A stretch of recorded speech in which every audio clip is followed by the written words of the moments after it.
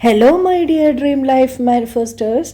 പ്രശ്നങ്ങൾ ജീവിതത്തിൽ വരുമ്പോൾ അത് പരിഹരിച്ച് മുന്നോട്ട് പോവുകയാണ് വേണ്ടത്. അപ്പോഴാണ് അതിന് യഥാർത്ഥ പരിഹാരം ഉണ്ടാകുന്നതും നിങ്ങൾക്ക് സന്തോഷം ലഭിക്കുന്നതും. It's me Ramya Sujesh. ഒരിക്കൽ ഒരു ധനികനായ മനുഷ്യൻ ദൈവത്തോട് നിരന്തരം ഒരേ പ്രാർത്ഥന പ്രാർത്ഥിക്കും. അദ്ദേഹം പ്രാർത്ഥിക്കുന്നത് ഇതാണ്: ദൈവമേ, ഒരിക്കൽ എൻ്റെ അപേക്ഷ കേൾക്കണം, ഒരിക്കൽ മാത്രം. ഈ ജീവിതത്തിൽ ഇനി വേറെ ഒന്നും ചോദിക്കില്ല. എനിക്ക് നന്നായി അറിയാം, ഞാൻ ഒരു സന്തോഷവും അനുഭവിക്കാത്ത വ്യക്തിയാണ്. ഞാൻ ആണ് ഈ ലോകത്തിലെ ഏറ്റവും ദുഃഖിതനായ മനുഷ്യൻ.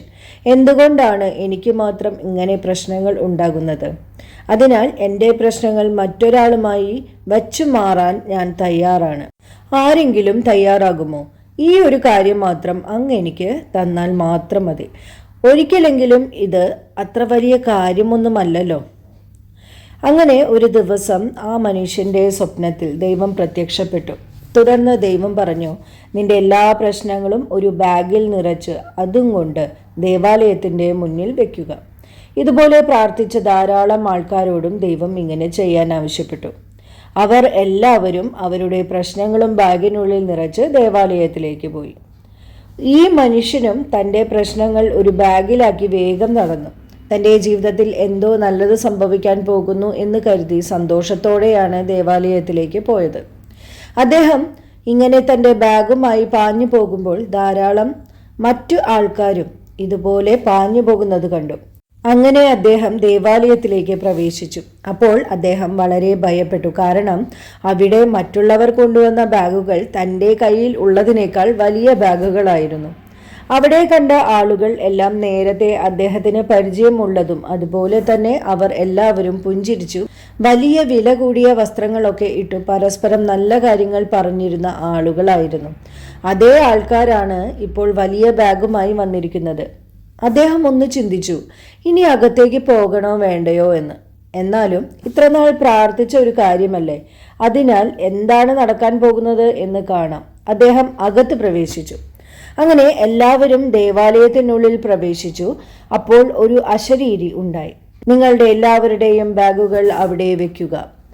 അവർ എല്ലാവരും അവരുടെ പ്രശ്നങ്ങൾ നിറഞ്ഞ ബാഗുകൾ അവിടെ വെച്ചു. അപ്പോൾ വീണ്ടും ഒരു അശരീരി കേട്ടു. ഇനി നിങ്ങൾക്ക് അവിടെ കാണുന്ന ഇഷ്ടമുള്ള ബാഗുകൾ തിരഞ്ഞെടുക്കാം. എന്നാൽ അവിടെ വലിയ ഒരു അത്ഭുതം നടന്നു. എല്ലാവരും അവരവരുടെ സ്വന്തം ബാഗുകൾ തന്നെ തിരഞ്ഞു എടുത്ത് വേഗം തന്നെ അവിടെ നിന്ന് പാഞ്ഞു. അങ്ങനെ ഈ മനുഷ്യനും പാഞ്ഞു ചെന്ന് തൻ്റെ ബാഗ് എടുത്തു.